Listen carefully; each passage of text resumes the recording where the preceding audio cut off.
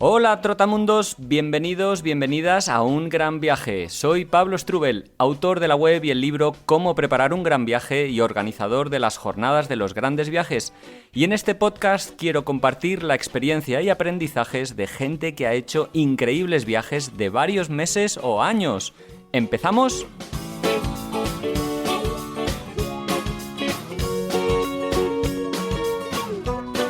Hola, ¿qué tal? ¿Cómo estás? Bueno, yo muy contento de estar por aquí, de cerrar este año, de empezar estas vacaciones navideñas y bueno, supongo que tú más o menos debes estar un poco en lo mismo. No sé desde dónde escuchas y en qué momento estarás escuchando, pero estoy grabando esto el 23 de diciembre, a puertas de la Nochebuena y la Navidad y dentro de poco el fin de año y bueno, yo con muchas ganas de tomar un descansito, de hacer un pequeño viaje, que me voy de viaje con mi madre por el sur, por Córdoba y Úbeda y iremos con el coche y en plan un formato road trip familiar bastante tranquilo y nada, con muchas ganas de disfrutar de ese viaje y de un poquito de desconexión navideña, que la verdad es que ha sido un año bastante intensito y muy movido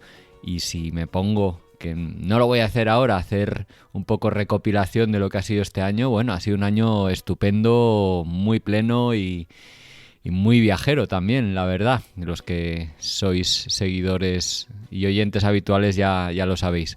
Bueno, espero que tengáis unas buenas fiestas, quienes os podáis tomar unos días de descanso. No sé si vais a viajar o no, pero bueno, que las disfrutéis en la familia o en soledad. En fin, las vacaciones y las navidades están para disfrutarlas de mil y una maneras y que arranque muy bien 2025 y que nos traiga salud, dinero, viajes, amor, felicidad, en fin, lo que se os ocurra que 2024 no nos haya traído, pues que 2025 se estire un poquito y que vaya muy bien. Bueno, yo quería no enrollarme mucho más, desearos esto y presentaros un poco el programa especial que os voy a dejar, que es una conversación en la que yo soy el protagonista, porque no es una conversación o una entrevista que haya hecho yo, sino me la ha hecho Dani Q. De hecho, la hizo en su canal de Twitch, en directo, hace unas semanas. Y he pensado que, bueno, sería bonito cerrar el año con esta entrevista en la que hablo pues de mis orígenes viajeros, de lugares que más me han gustado a la hora de viajar, de experiencias viajeras que me han marcado, en barco stop, en moto, en bicicleta, en autostop. Hablamos de situaciones viajeras que suceden cuando viajas por el mundo, pues yo qué sé, sobornos, problemillas de salud, retrasos, inconvenientes, problemas éticos y morales, el ecoturismo, el turismo responsable. En fin, hablamos de muchos temas que me va lanzando Dani, también muchos temas que las personas que estaban viéndolo en directo van lanzando y es una entrevista bastante larga.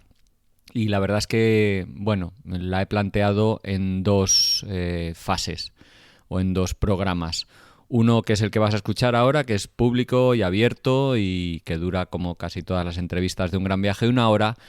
Y el siguiente, que es la continuación de esa conversación, que dura más de 2 horas. Bueno, en total fueron 3 horas de conversación, pero las 2 horas siguientes son en exclusiva para los mecenas que apoyan económicamente este podcast y que es una manera de hacer pues un regalo navideño y un agradecimiento muy especial porque en la actualidad los más de 40 personas, casi 50 personas que estáis apoyando económicamente este podcast, estáis contribuyendo, estáis ayudando a pagar al editor, a la persona que me ayuda con la preproducción y postproducción, a pagar los gastos de la plataforma de grabación de podcast, Zencastr, del alojamiento de iVoox, que al final pues casi suman 150 euros al mes. Entonces, bueno, pues gracias a vuestro apoyo, más o menos estamos cubriendo esos gastos y os estoy muy agradecido por ello. Así que este podcast va dedicado para todos vosotros, para ti que estás escuchando, y el siguiente especialmente para los que apoyan económicamente. En la descripción del programa como siempre, te dejo la posibilidad o la explicación de cómo apoyar económicamente este podcast para agradecerme el trabajo que hago, y en el podcast siguiente pues también te explico eso.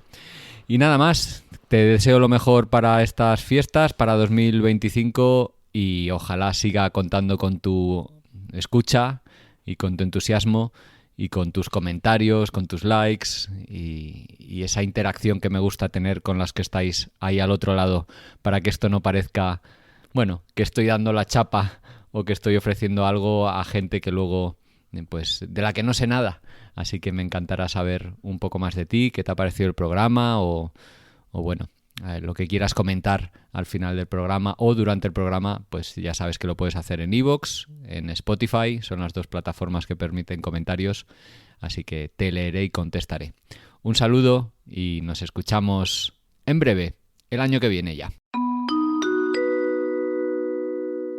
1, 2, 3, vamos a ver si tenemos a Pablo. A ver, ahora sí te vemos, Pablo.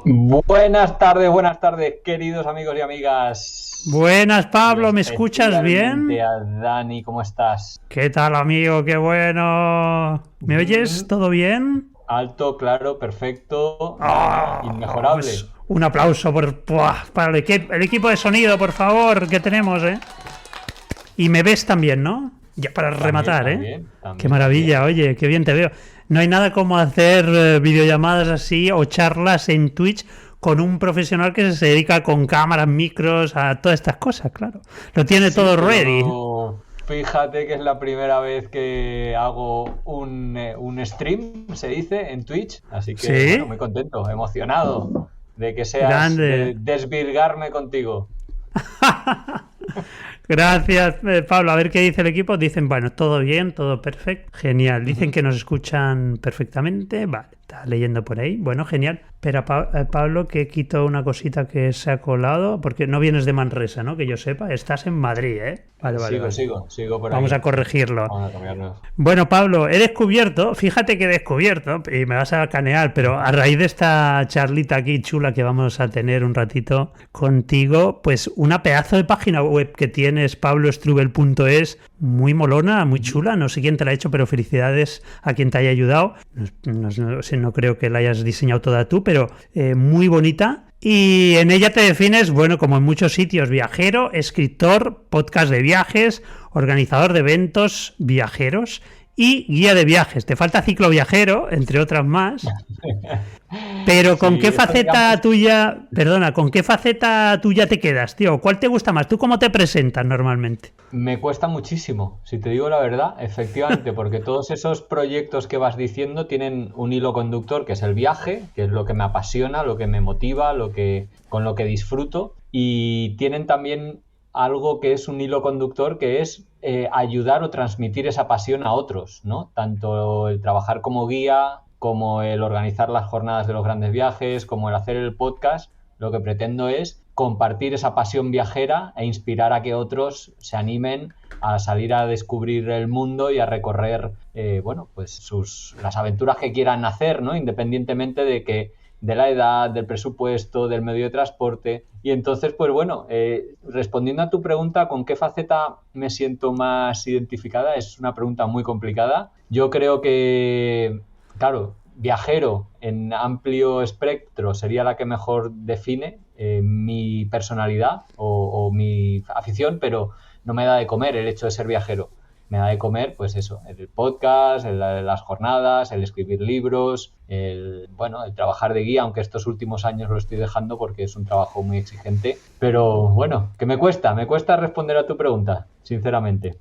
Con todas ellas disfruto, es que ese es el problema. Y otros proyectos más que me gustaría hacer que es que no me da la vida. Bueno, hay mucha gente por aquí que a lo mejor, en nuestro canal de Twitch no te conoce, y yo he hablado un poquito de ti antes, y yo sé también, por lo que me has contado en privado, que ya hay que remontarnos un tiempito atrás, que estuviste viviendo, a lo mejor antes de empezar quizás incluso en el mundo viajero, estuviste viviendo en el extranjero, estuviste viviendo, si mal no recuerdo, en Turquía y en Malasia.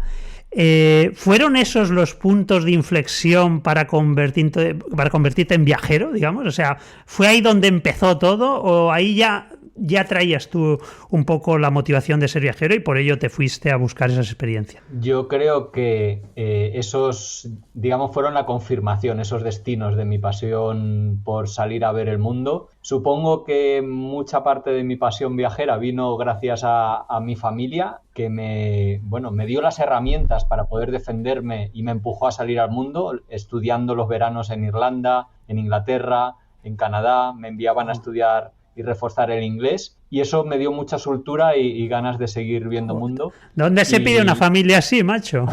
Sí, la verdad es que muy afortunado en ese sentido. Mi madre especialmente decidió invertir dinero en algo que luego me permitió, al tener buenos idiomas, optar a trabajos en el extranjero, en Malasia y Turquía, en comercio exterior, para el cual el tema de los idiomas era fundamental. Entonces, digamos que esa fue la inversión, pero el punto de inflexión yo te diría que fue el Erasmus, fíjate.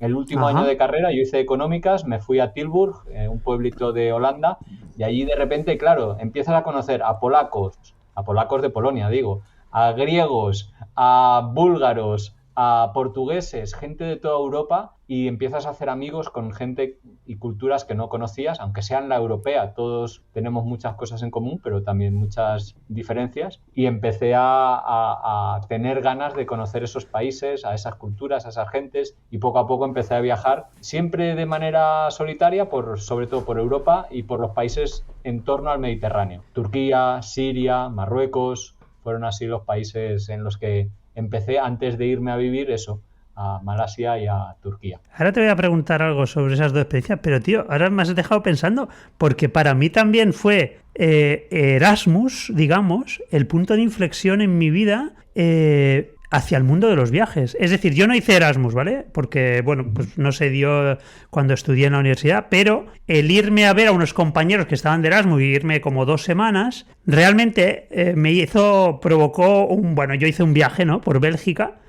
Ellos no me acompañaron porque justo estaba de exámenes, entonces se dio una fortuna, que es que yo conociera en mí mismo uno de los mejores compañeros de viaje, porque me obligué a viajar solo, ¿no? A viajar solo por ese país, y a raíz de eso me empezó a interesar el tema de viajar, porque me sentí muy bien viajando solo, y hostia, también Erasmus. Y el otro día lo hablaba con compañeros de la universidad, digo, me arrepiento de no haberlo hecho, y desde aquí recomiendo a cualquiera que esté estudiando que tenga la posibilidad. Al principio parece una burocracia muy compleja y eso de irse fuera parece, hostia, un lío, pero creo que es una experiencia muy interesante. Yo creo que para todos los que nos hemos ido fuera ha sido una experiencia reveladora, ¿no?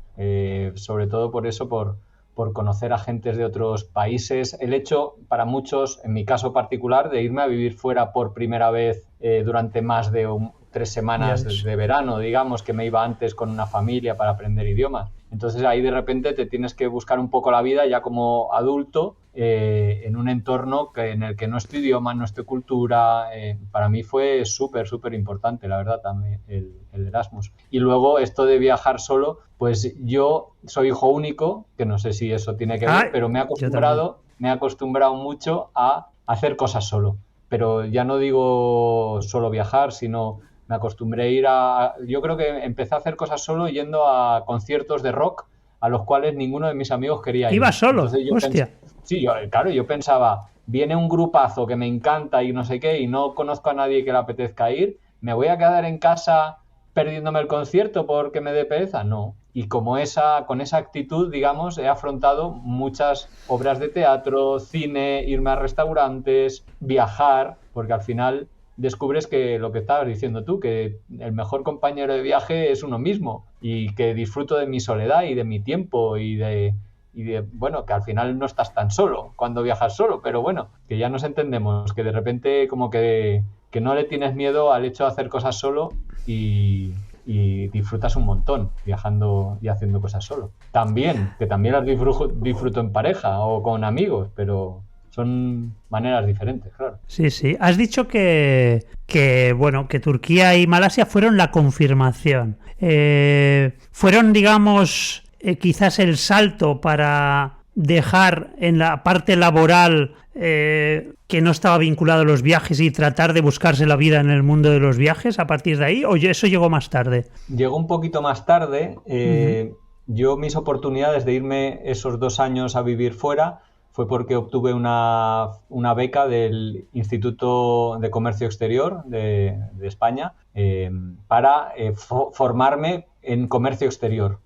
Yo era economista, pero no tenía esa formación específica. Entonces me fui un año a la Embajada de España, a la oficina comercial en Malasia, y luego otro año en una empresa en el Departamento de Comercio Exterior, que era Flamagas, en una empresa catalana, pero que habría abierto la oficina en Estambul, en Turquía. Y entonces, después de esas experiencias, yo seguí trabajando en comercio exterior. Estuve 3 años más en Flamagas, una empresa que disfruté mucho, pero me asignaron otros mercados. Empecé a viajar hacia México, Centroamérica, luego me cambié de empresa y viajaba por Chile, por Argentina, pero vendiendo productos. Y entonces llegué a los 30 años, iba a decir, a la crisis de los 30, no lo sé si fue crisis de los 30 o que coincidió que tenía 30, y de repente dije, estoy viajando por el mundo, pero haciendo algo que no me gusta, que es vender productos. En el fondo, eres comercial, como podría ser por España, pero por el mundo. Viajas a países, pero no te enteras de esos países, porque estás de reuniones, de visita del mercado, de los supermercados, de tal. Entonces dije, mira, me voy a coger un año sabático, voy a pensar qué quiero hacer con mi vida y este año lo voy a dedicar a lo que más me gusta, que es viajar, pero viajar por placer, por mí mismo, no para vender nada. Y entonces me fui a viajar sin billete de vuelta. Yo pensé un año, pero al final fueron 8 meses y es cuando me fui desde Turquía a hacer la ruta de la seda, y estuve viajando 8 meses desde, todo por Asia Central hacia Asia, hacia China y todo el sudeste asiático. Así que ese viaje sí que fue el que cambió mi vida. O esa decisión, el hecho de tomar la decisión y tener el valor de decir, voy a dejar el curro, tengo dinero ahorrado, no estoy disfrutando con lo que estoy haciendo, voy a hacer lo que de verdad me apetece. Pues eso coincidió con los 30 años y no me arrepiento para nada. Y ese fue ahí, ¡paf!, el giro total en mi vida. Muy valiente y obviamente... Pues un aplauso, claro que sí, hombre, para esa... Y qué cabrón Marco Polo, con perdón la expresión, pero... Amigo, es que se nos han metido muchas... Ya estaba mirando por ahí detrás y tiene hasta libros repetidos de guías de viaje que veo por ahí detrás. Pero no veo ninguno de Marco Polo, no alcanzo a ver ninguno de Marco Polo. No, pero mira, a la vuelta de ese viaje escribí mi primer libro. Fue un viaje que me marcó tanto que decidí intentarlo, pero no lo conseguí hasta 4 años después del viaje, porque nada más llegar quería escribir y quería escribirlo todo. Yo nunca había escrito un libro. Y entonces...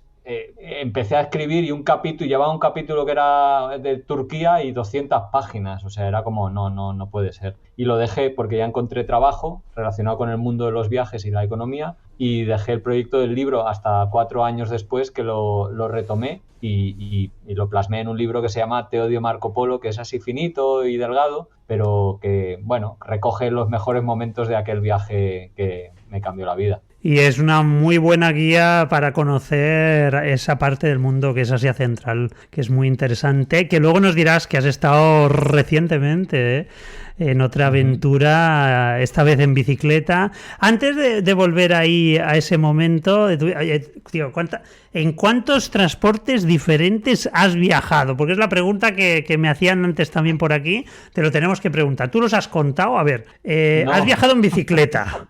Has viajado en moto, porque el año pasado estuviste, por ejemplo, por un gran viaje por Pakistán en moto hiciste.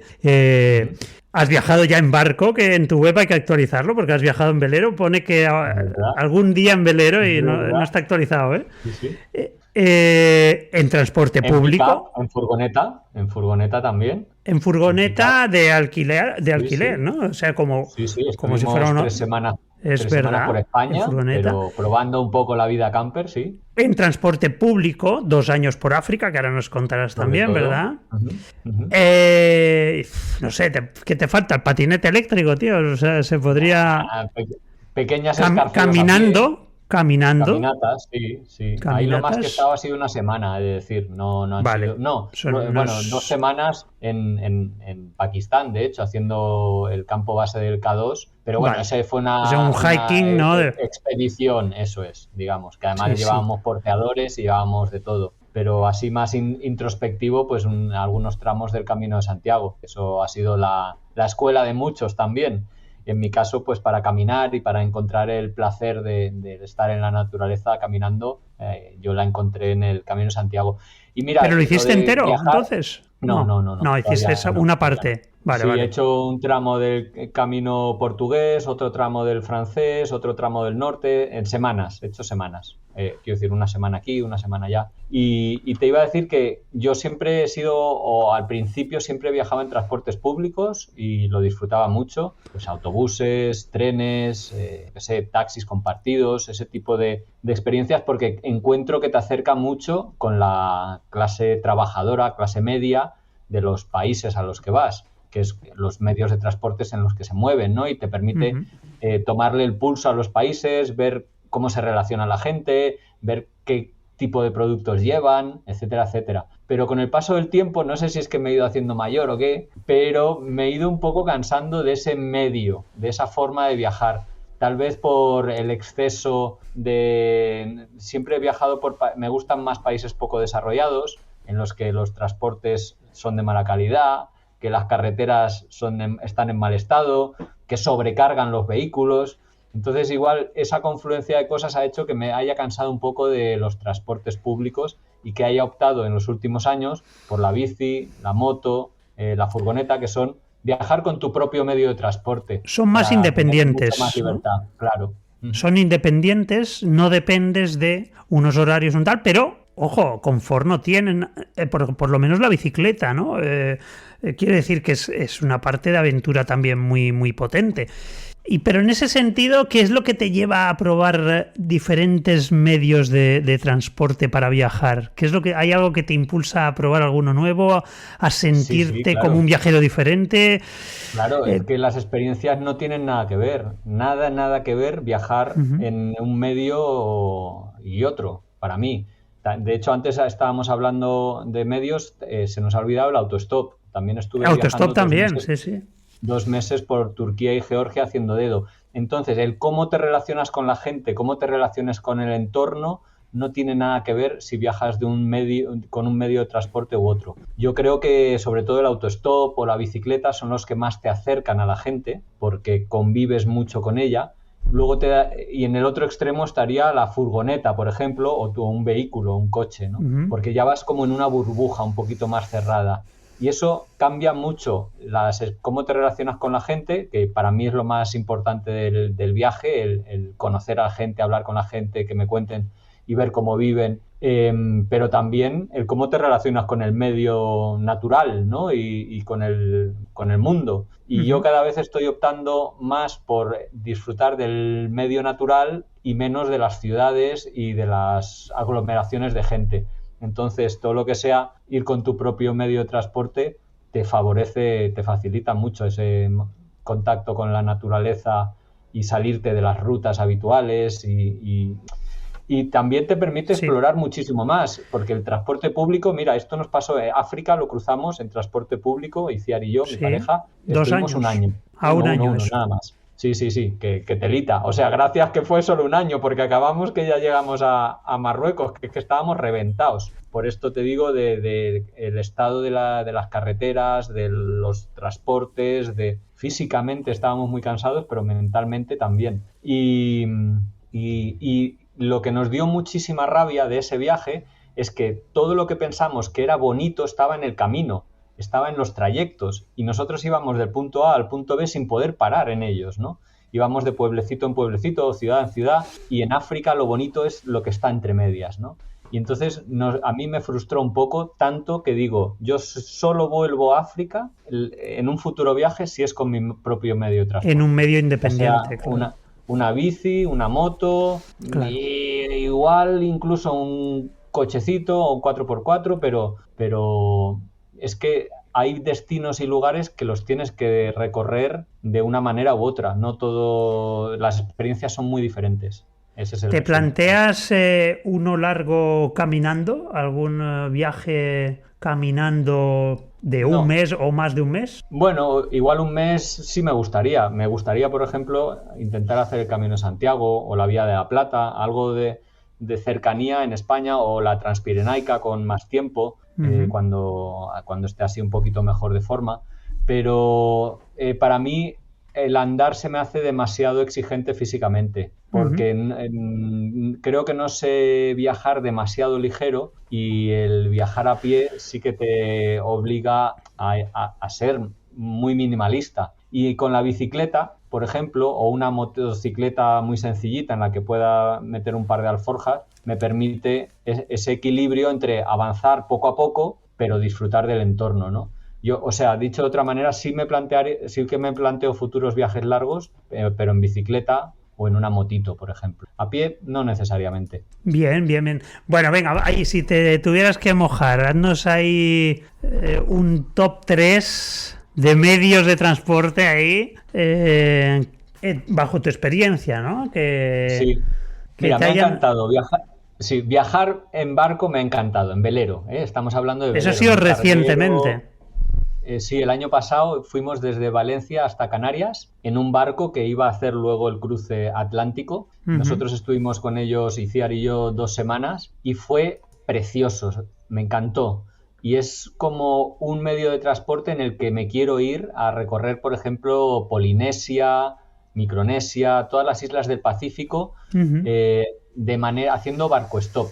Para quien no conozca, es un poco como el autostop, es subirte en un velero porque vas a ayudar al patrón a las tareas diarias y él no te cobra por ello. O sea, es un intercambio en el que tú colaboras en la gestión del barco, en el día a día, en la limpieza, en la cocina, en las guardias sobre todo, y el patrón te lleva con él a donde vaya. Entonces eso me encantaría hacerlo. El barco me gustó muchísimo, el silencio, el moverte con los elementos, ¿no? En el mar. También es Qué verdad que bueno. tuvimos una experiencia muy plácida y tranquila, y no hubo mala mar ni momentos críticos, que de muchas otras personas sí que los he oído. Pero el barco me encantó. La bicicleta me encanta, y cada vez la estoy usando más. Yo he sido ciclista urbano por los últimos 20 años, primero en Barcelona y luego en Madrid. Me muevo siempre en bicicleta, y entonces poco a poco he empezado a hacer viajes con alforjas, y los he ido haciendo cada vez más aventureros, y ese sería el segundo medio. Y el tercero, la moto. La moto me La encanta moto. también. Pero ojo, una moto de 125 centímetros cúbicos o 150, una motito que te Ujú. permite un poco más de autonomía que una bicicleta, que te permite hacer algunas cositas que el físico o la bicicleta tal vez te daría más pereza y no te animas a hacerlo, pero te llevas, pues puedes ser autosuficiente con tu tienda de campaña, tus utensilios para cocinar, la ropita, en fin, esas cosas, ¿no? Una de esas tres medios son los que quiero viajar más en los próximos años. Muy bien, son los que más te han gustado. El barco, el velero, o bueno, o velero era, un velero, ¿no? Ujú, ujú. La bici y la moto, muy interesante, ¿no? Vaya mareo, dice María por ahí. Y, bueno, el barco, obviamente, pues es un medio que no es para todo el mundo, ¿no? Pero verdaderamente, si lo disfrutas, hay mucha gente que se engancha, ¿no? A la navegación. Sí, sí, sí. Y lo del mareo, mira, tuvimos tal vez suerte porque no hubo muy mala mar, pero también al parecer uno se va acostumbrando.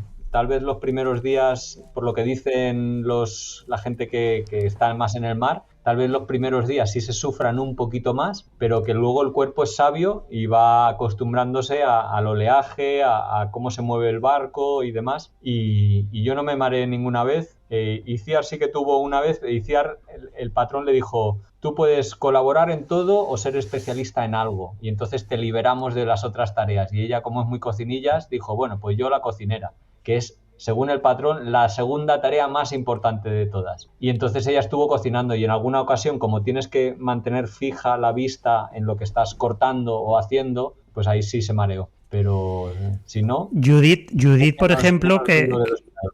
que hizo, bueno, cruzó el Atlántico en un catamarán. De hecho, Pablo le hizo una entrevista en uno de sus podcasts. Sí, es verdad. Y bueno, muchos de por aquí pues conocen esa historia. Pues ella lo pasó muy mal con el tema de los mareos, tal. Aún así, ella cuenta pues esa experiencia como algo muy positivo en líneas generales. Es decir, incluso lo repetiría. A ella le encantó, a pesar de que lo pasó muy mal durante muchos días, ¿no? Quiero decir que, como decía Pablo, pues quizás, bueno, el cuerpo se va adaptando.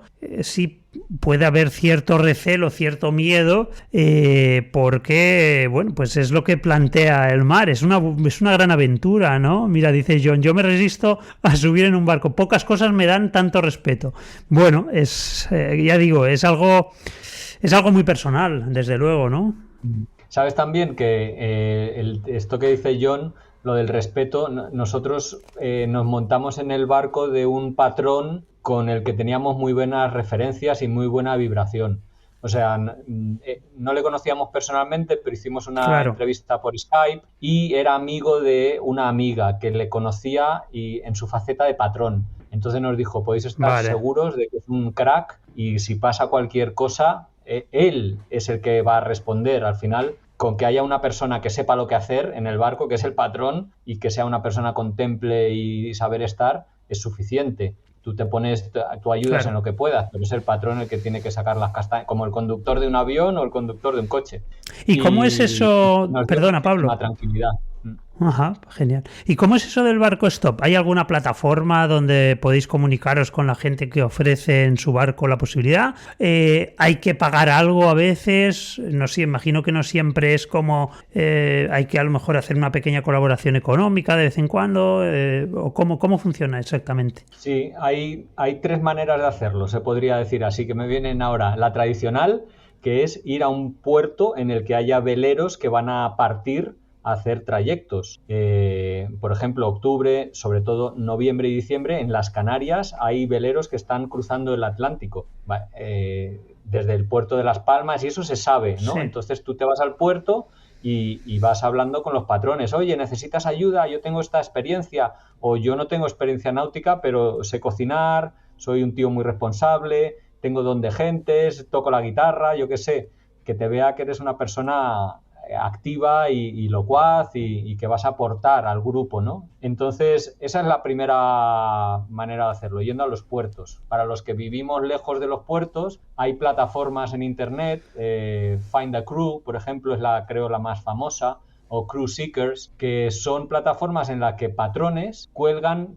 trayectos que van a hacer en sus barcos. Entonces, puede ser un trayecto de Valencia a Ibiza, de Barcelona a Cerdeña, un fin de semana, por ejemplo, o salir a navegar por, yo qué sé, por las Baleares. Entonces, ahí puedes escribirle a esa persona que está buscando gente que le ayude en la travesía. Y normalmente son intercambios gratuitos. Lo que sueles aportar es algo de dinero para la comida, que eso como hay que comprarla, pero son 10 euros al día o algo así. Y luego hay plataformas, hay una que se llama Sail With, que ya es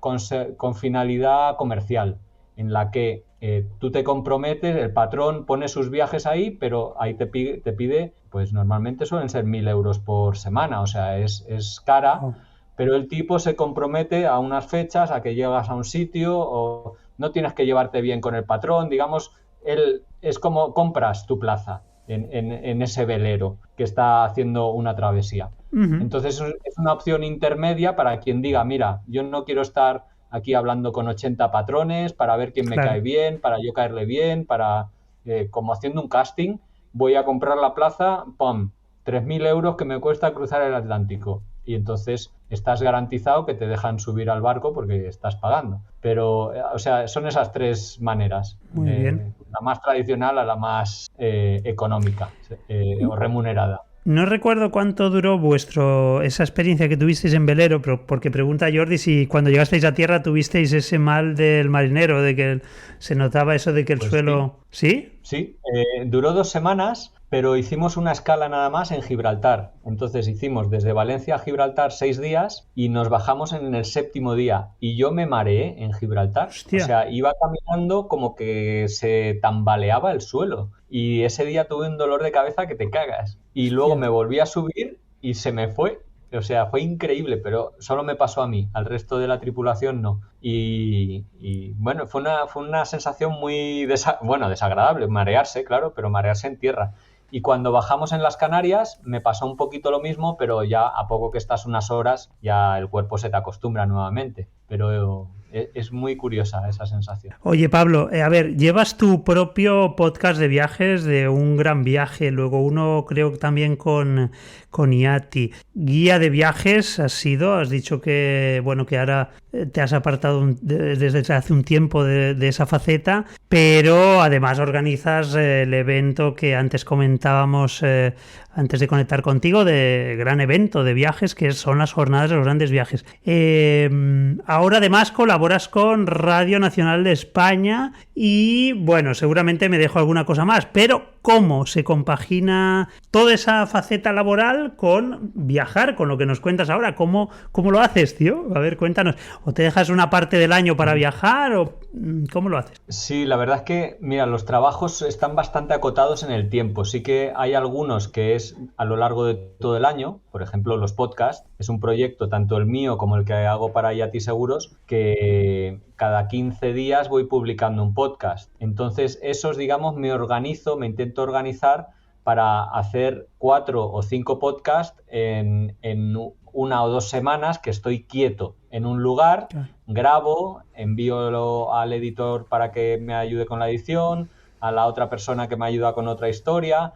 Entonces, digamos que eso, a pesar de que es de continuo en el tiempo, lo puedo hacer como por lotes, ¿no? No voy grabando cada semana. Digamos que hago un esfuerzo 1 o 2 semanas, grabo mucho, me los preparo mucho y luego ya me quedo liberado de eso. Con las jornadas de los grandes viajes o el trabajo que hacía antes como guía era un poco lo mismo. El trabajo de guía solo era julio, agosto y septiembre. Y las jornadas de los grandes viajes es un evento que organizamos en Madrid, a veces en Barcelona y en Bilbao, que suele suceder en primavera. Entonces, que suelen ser 3 o 4 meses de trabajo.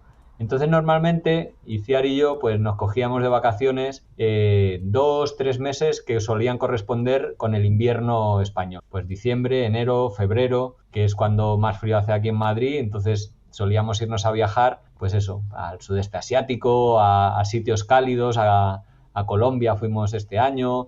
O sea, sitios que, bueno, para escapar un poquito del invierno y sitios que nos llamen digamos, la atención desde el punto de vista cultural o gastronómico. El problema es que cuanto más viajas, más te das cuenta de todo lo que tienes o te apetece ver, de todo lo que te queda por ver y de todos los sitios a los que te apetece volver. Entonces, a mí esos 3 meses que más o menos se podría decir que tengo de vacaciones, cada vez me llenan menos. Entonces, los últimos años he dejado el trabajo de guía porque financieramente, con lo que ingreso del podcast o de las jornadas, pues me da para vivir. Y entonces he decidido que no necesito trabajar tanto, que quiero vivir más, y a veces vivir más significa viajar más, sí, porque es mi pasión, pero ahora los veranos, pues los últimos 3 años en vez de estar guiando en Asia Central, que yo era especialista en Uzbekistán y Kirguistán, pues ahora me dedico a viajar. Y este año pasado pues estuve en Kirguistán y Tayikistán haciendo los Pamirs en bici, y los 2 años anteriores he hecho lo que no había hecho nunca: repetir destinos y en año consecutivos, porque 2022 y 2023 fui a Islandia y a Pakistán. Repetí destinos, eso sí, cambié el medio de transporte en el caso de Islandia, porque el primer año fui a Islandia en bicicleta un mes. Te gustó mucho, ¿no? Y aquello fue un infierno para el cual no estaba preparado, y al año siguiente que volví, que nos vimos ahí en Islandia, pues ya fue porque nuestro querido amigo César iba a ir allí y dijo: oye, que voy con un 4x4, y digo, pues me apunto, pero en la bici ni de coña. Y entonces, bueno, vuelvo a repetir un poco eso que decía al principio, ¿no? El medio de transporte, la verdad es que te condiciona mucho, y experiencias que tal vez eso, hacerlas en bicicleta fueron muy duras, al volver a hacerlas en este caso en un 4x4, pues las disfruté mucho. En fin, no todos los destinos para mí son idóneos para hacerlo con el mismo medio de transporte. Oye, ¿cómo manejas cuando regresas a casa después de una larga aventura? ¿Cómo manejas ese regreso? Por ejemplo, después de este verano que has estado 2 meses, hostia, en Asia Central con la bicicleta, en esas tierras inhóspitas, un poquito más desconectado del mundo laboral, ¡pam! Me planto en Madrid. ¿Cómo es ese regreso a veces? Me gusta mucho esa pregunta. La verdad es que me cuesta mucho. Y me cuesta a nivel personal esos ciclos en mi vida. A veces me planteo si no es mejor viajar menos y trabajar menos y que sea más estable todo, o el modelo que estoy haciendo ahora, que es durante, como decías muy bien, 2 meses todo el verano estar sin hacer nada de trabajo, pero luego volver y tener que retomar allí donde lo habías dejado, ponerte a empezar con los podcasts, a cerrar programas, a cerrar temarios, a producirlos, a hacerlos, y de repente tienes un cúmulo de trabajo en el cual te pasas mes o mes y medio estresado, pasándolo mal, intentando también disfrutar de todo lo bueno que tiene de estar en casa, ¿no? En una ciudad como es Madrid, además, con muchísimos teatros, cines, actividades, restaurantes, amigos, tal. Entonces me cuestan mucho los regresos y realmente me crean una crisis cada vez que vuelvo, en ese sentido de no sé si para mi salud sería mejor eso, que fuera no desconectar tanto, pero que no haya tanto exceso de trabajo a la vuelta, porque me cuesta mucho regresar. Bien, no, yo te agradezco que nos lo cuentes porque, bueno, tengo más compañeros que a muchos a los que les sucede lo mismo. De hecho, hablando con Rubén, por ejemplo, de Dos Bicis sin Destino, me confesaba hace poco que él sufrió en uno de sus primeros grandes viajes, después de 1 año seguido viajando, sufrió una depresión, nos contaba aquí, ¿no? Al reincorporarse a su trabajo como policía, ¿no? Y verdaderamente, bueno, eso que a veces se llama ese síndrome postvacacional. Claro, cuando hablamos de grandes viajes que generan una desconexión tan importante, el volver a esa rutina, bueno, pues obviamente mentalmente requiere pues trabajarlo, ¿no? Cuanto menos, ¿no? Sí. Yo te iba a decir que una depresión es algo serio. O sea, sí. No, desde luego. Y yo, por suerte, no llego a esos niveles y no sé si porque lo gestiono mejor o porque en el fondo son preocupaciones del primer mundo, ¿no? En el fondo, sobre todo, lo que me cuesta más de volver es la gestión de todo el trabajo que tengo acumulado y cómo gestiono yo ese estrés que me genera, ¿no? Gestiono mal el estrés. Pero claro, cuando viajes más largos esto me pasó en mi primer gran viaje cuando volví de la Ruta de la Seda. Fueron 8 meses de viaje, pues yo creo que estuve 8 meses literalmente perdido, sin saber qué coño hacer con mi vida, sin saber cómo buscar trabajo, sin saber qué era lo que quería. Volví a la casa de mi madre, además, que me acogió porque yo vivía en Barcelona en esa época. Me fui a viajar 8 meses y a la vuelta ya pensaré lo que quiero hacer, decía. Y cuando vuelves te llega el bofetón de realidad en el que sabes lo que no quieres hacer, que era lo mismo de antes, en mi caso personal, pero no sabes qué es lo que quieres hacer, porque además eso, yo cambié de ciudad, cambié de vida, cambié de amigos, renuncié a eso que había intentado construir en Barcelona y me volví a Madrid porque no estaba muy contento allí. Entonces,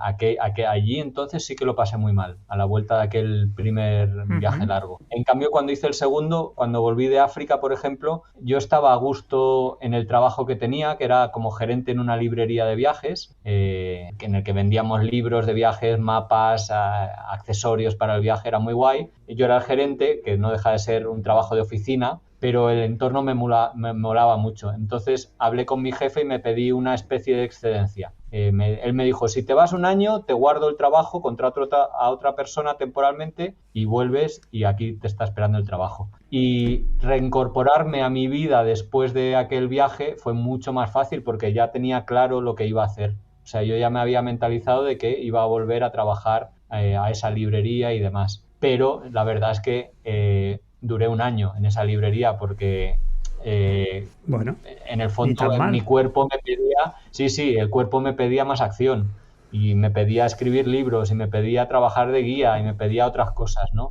No estar en una oficina que a veces, hostia, recuerdo esa sensación a la semana o 2 semanas de volver, estar ahí en el trabajo, delante del ordenador, pensar, ¿de verdad estaba yo hace 2 semanas en un tren en Mauritania cruzando el desierto y ahora estoy aquí? Como, o sea, era Leyéndolo. como ciencia ficción. Era como, no me creo, esa era mi vida de hace un mes, 2 meses. Estaba yo, eso, en Senegal o en Mali. Era como, wow, no me creo que bajón, ¿no? Hostia, como no tuve como tiempo para prepararme, ¿no? Volví y a las 2 semanas ya estaba trabajando. Y eso también fue un poco duro en ese sentido, aunque nada que no supe gestionar y bueno, nada que el tiempo no arregla. Sí, sí, sí, bueno. Igualmente está bien tratar pues estos temas, ¿no? Porque a veces se idealiza el viaje, el mundo de los viajes. Ya sabes, también ahora con las redes un poquito como algo mágico, ¿no? Es casi, ¿no? Que entre comillas.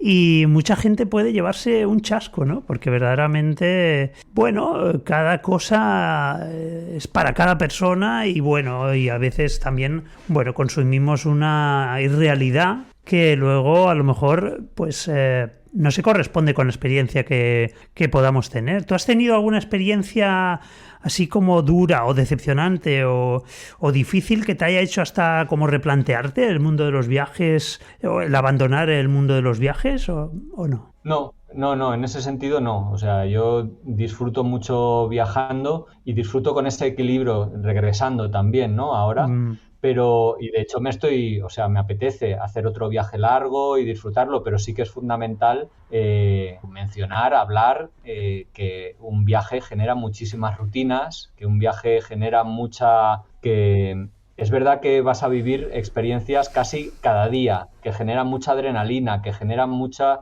novedad todos los días, por eso nos engancha tanto, ¿no? El hecho de sí, viajar, pero también genera eso, rutinas, genera momentos de bajón, genera momentos de desencuentro con la gente, frustraciones, y claro. todo eso muchas veces hay que gestionar con ello solo. Entonces, a nivel mental, puede ser muy duro en ocasiones y más en las que te sientes desamparado. Estoy pensando, por ejemplo, cuando te pones enfermo o cuando te pasan cosas serias como yo que sé, he conocido a muchos gente que entrevisto en el podcast, pues oye, que le han robado y se le han llevado el pasaporte y las tarjetas de crédito. Y dices, ¿y ahora cómo coño sigo el viaje? ¿O para qué voy a seguir? ¿No? Situaciones a las que no estamos expuestos en nuestro día a día y en el viaje te suceden. O malentendidos culturales, o problemas que te metes sin saberlo, ¿no? Porque resulta que te has metido en una zona que estaba de restricción militar, o yo qué sé, o has sacado una foto a un edificio y de repente te tienes que plantar allí a hablar con la policía, los sobornos, las no sé qué. Como que hay muchos momentos muy difíciles de gestionar en un viaje y es verdad que todos ellos al final te hacen crecer y te ayudan a aprender y demás, pero que emocionalmente pueden ser complicados, sí. Y Perdona esto, ahí, eso, de muchas hecho, veces en las quería... redes no se habla. O si se habla, tú cuando lo ves dices, no será para tanto. No será para tanto. Porque tú quieres irte de viaje y ves a ese influencer o tal que está diciendo, pues estoy aquí todo puteado. Y entonces tú piensas, bueno, no será para tanto. Yo cuando me vaya a mi viaje no me va a pasar eso. No, te puede pasar. Esa es la verdad, ¿no?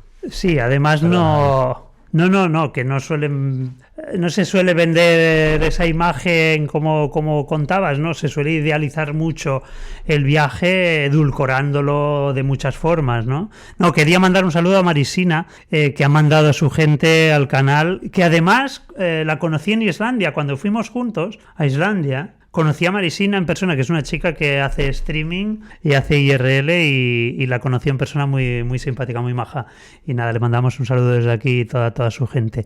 No, te estaba diciendo eso, ¿no? Que a veces se puede idealizar por lo que se ve en las redes. No sé qué opinas tú de esos viajeros que venden aventuras en redes sociales, pero que no son fieles a la experiencia real.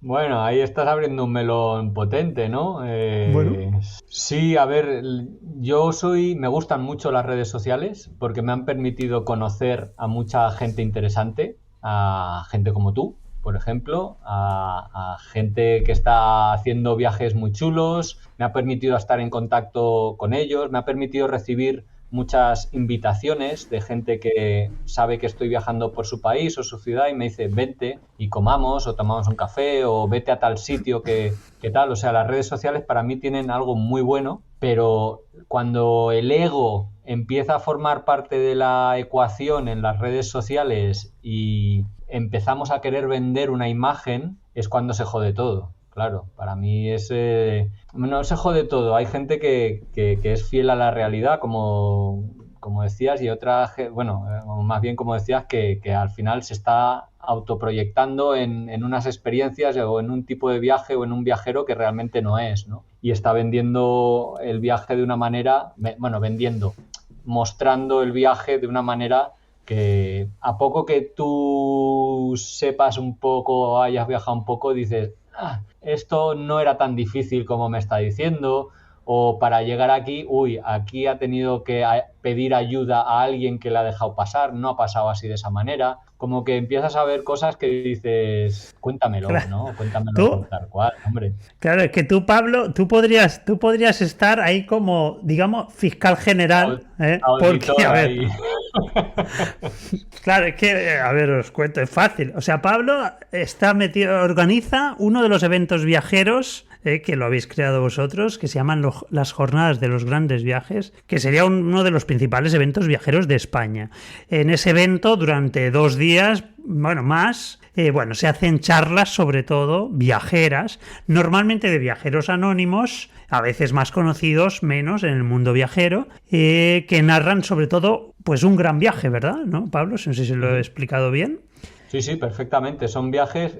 Hay como dos requisitos para poder participar en las jornadas. Uno, que sea un viaje al menos de más de 6 meses, porque ese viaje te ha obligado ya a pensar qué hacer con tu casa, qué hacer con tu trabajo, cómo financiarlo. O sea, no es unas vacaciones que te vas y vuelves a las 3 semanas y nada ha cambiado en tu vida. No, no, para hacer un viaje de 6 meses, de un año, te tienes que plantear muchas cosas del futuro, ¿no? Entonces, por eso ponemos el enfoque en eso y luego hay todo tipo. Hay de viajeros y viajeras de más edad, o sea, gente jubilada, ha pasado gente de 70 y muchos años, gente muy joven que con 18 años ya se fue en bicicleta hasta China, por ejemplo, ¿no? Han venido familias, gente que viaja en pareja, en solitario, y luego muchos medios de transporte, ¿no? Gente que viaja en bici, en coche, en moto, en autostop, en barco, en tren, en fin, muy diversas, pero todos durante ese día o 2 días que duran las jornadas con esa pasión viajera y pasión por los viajes. Y como dice Iciar, es un evento en el que le dices a alguien que te quieres ir a dar la vuelta al mundo y en otros entornos te dicen, ¿estás loco? ¿Pero qué vas a hacer con tu trabajo? Y ahí no, ahí la gente te dice, sí, ¿en serio? ¿Cuándo? ¿Qué ruta quieres hacer? ¿Cuándo vas a empezar? Dame tu perfil, tu blog, tu tal. Es como que te sientes en comunidad, ¿no? En compañía de gente que tiene la misma pasión que tú. Todo el mundo que está ahí le ha picado ese bichillo del viaje. De hecho, te traslado ahí alguna pregunta, porque Jordi de Manresa preguntaba cómo elegís a las personas que puedan dar una charla en esas jornadas. ¿Cómo las elegís? Pues mira, normalmente nosotros tenemos candidatos que nos escriben un email y nos dicen, oye, he hecho este viaje de tal a tal fecha y duró Gente tanto que...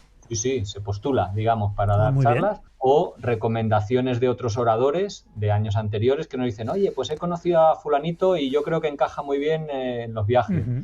O gente que vamos descubriendo pues en redes sociales, en entrevistas en la radio, yo qué sé, que de repente dices, ostras, qué viaje más interesante el de esta persona, vamos a entrevistarle. Entonces hacemos como un filtro, seleccionamos historias que sean llamativas, interesantes. Llamativas no quiere decir que haya hecho la vuelta al mundo a la pata coja.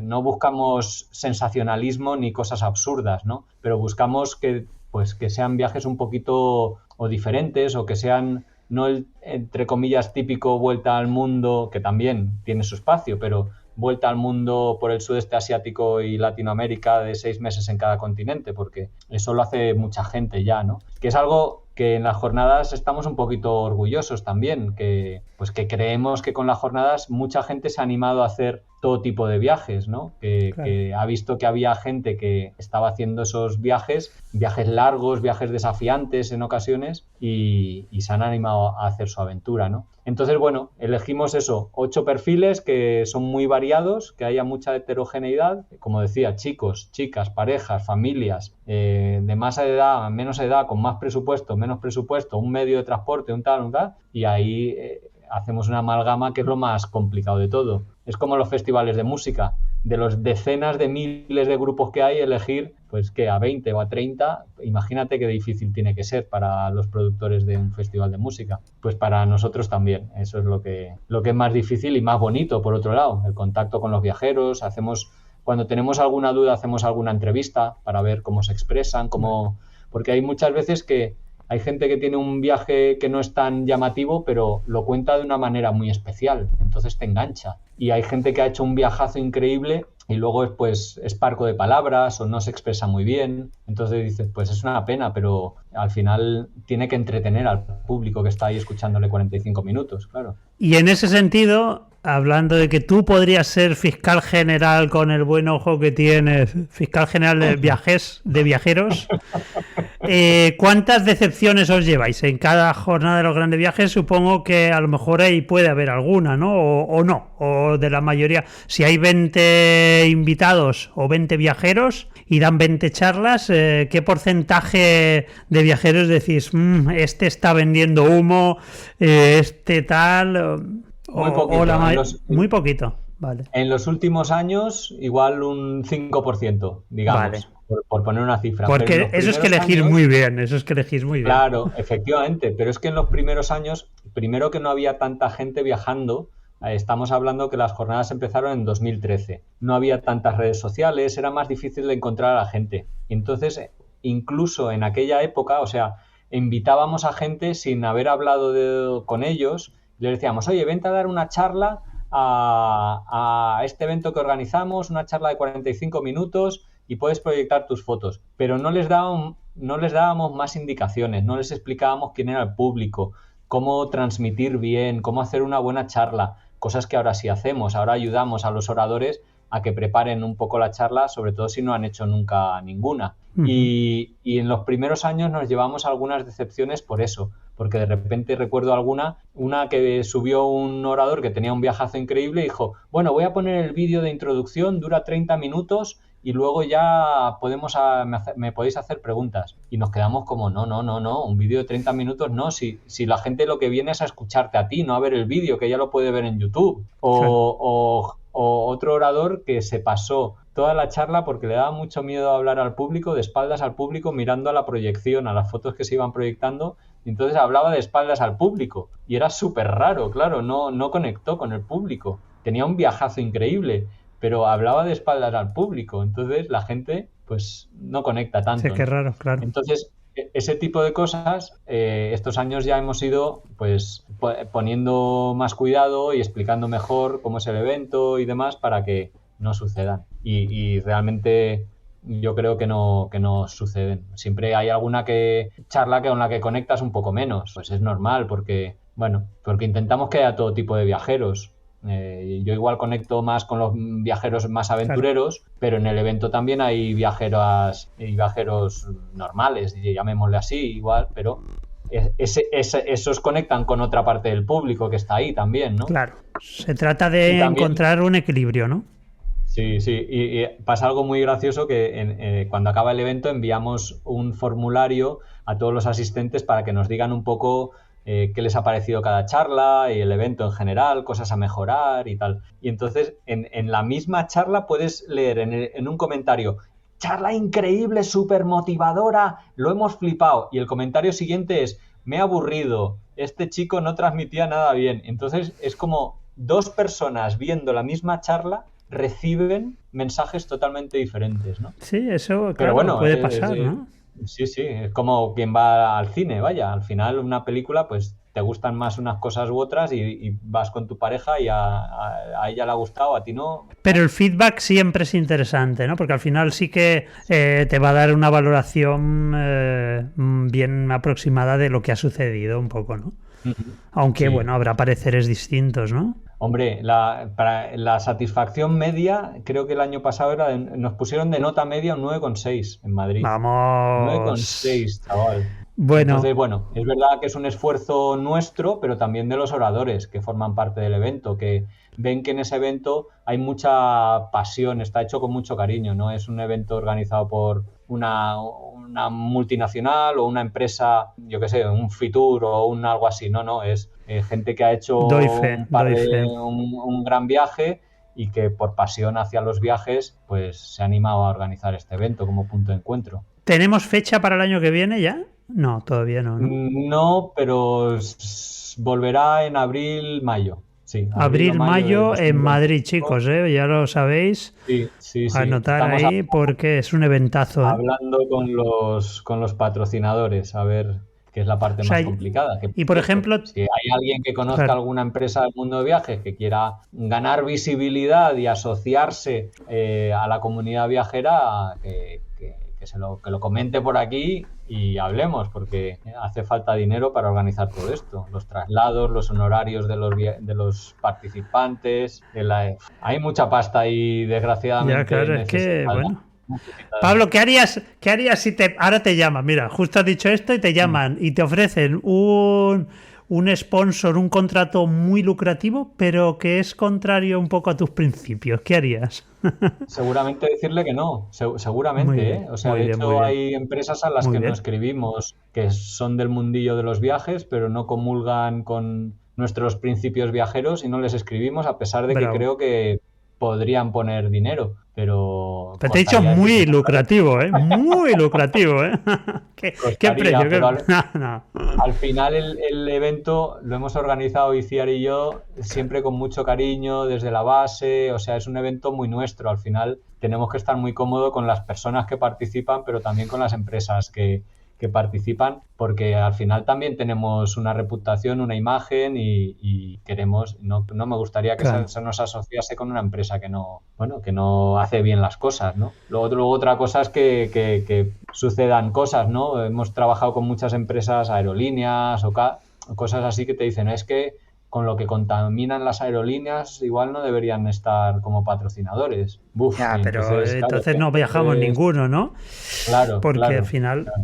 Mm. a ver, es que esto nos pasa a todos, pero ¿tú has sentido que alguna vez el viajar también, de alguna forma, el impacto ambiental que genera contradice algunos valores o no que puedas tener? Hombre, el primero el uso del avión que Claro. estamos haciendo y Ujú. todo el CO2 que se emite en los viajes largos. Mm. ¿Qué estoy haciendo yo? Por ejemplo, yo estoy haciendo dos cosas. Una, no viajar tanto, que antes viajaba mucho.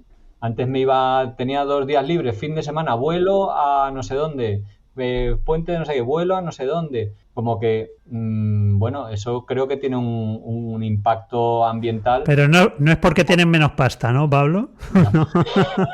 ni menos Vale, vale. ganas. Vale, Pero ahora lo que hago, por ejemplo, es viajar menos, pero más largo. O vale. sea, y viajar más lento. Que eso creo que en general ayuda mucho, ¿no? También optar por medios como la bicicleta, por ejemplo, menos contaminantes en los viajes. Claro. Aunque he de decir que yo siempre viajaba en transporte público, que comparativamente con otros medios también es un medio que tiende a contaminar menos. Y también colaboro, aunque el efecto a largo plazo, quiero decir, el efecto es solo a largo plazo con la compensación de la huella ecológica, con la replantación de bosques. Ujú. Siempre me saco ahí la huella de los vuelos Sí, principales sí, sí. y contribuyo con una empresa británica que se encarga de replantar bosques. Entonces, pues bueno, eso pues Bueno. intentas ahí minimizar y luego también minimizar a nivel estando allí, ¿no? Ya no es contaminación, pero por ejemplo, consumir siempre productos locales o que hayan sido producidos en ese país para intentar que no hayan tenido que ser enviados o importados para yo mantener digamos, mi confort, ¿no? En países que logísticamente, Indonesia, Laos, yo qué sé, Colombia, que dices, pues igual mejor comer comida local, consumir productos locales, que aparte de que el beneficio se queda en las empresas locales es lo más correcto desde el punto de vista medioambiental. También lo intento cuando compro aquí en casa, las manzanas las españolas, no las francesas, o las chilenas, o las uvas que vienen de Sudáfrica, cosas así. Yo miro las etiquetas, no soy patriota, pero está bien hacerlo. Pero intento que sea lo de la tierra, ¿no? En la medida de lo posible. Bravo ahí.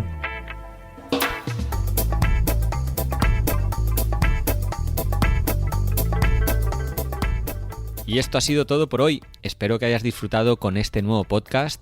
Desde luego, si te ha gustado, te estaré muy agradecido si le puedes dar al corazoncito que sale en iVoox o darle 5 estrellas como reseña en Apple Podcast o compartirlo con aquellos a quien creas que le puede interesar. Si eres mecenas a través de iVoox o Patreon, ya tienes disponible para escuchar el podcast extra complementario a este programa. Por último, si tienes comentarios, sugerencias o ideas sobre lo que has escuchado, no dudes en enviárnoslas por nuestras redes sociales. Ya sabes, somos @ungranviaje_org, tanto en Instagram, Facebook o Twitter. O también puedes escribirlas en la entrada específica sobre este programa que hay en el blog de ungranviaje.org, donde además encontrarás todos los enlaces a las webs, libros o recursos que hemos mencionado en este capítulo.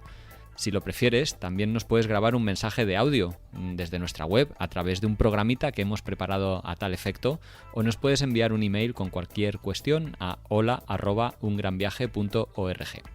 En fin, que muchísimas gracias por escuchar y hasta el próximo programa.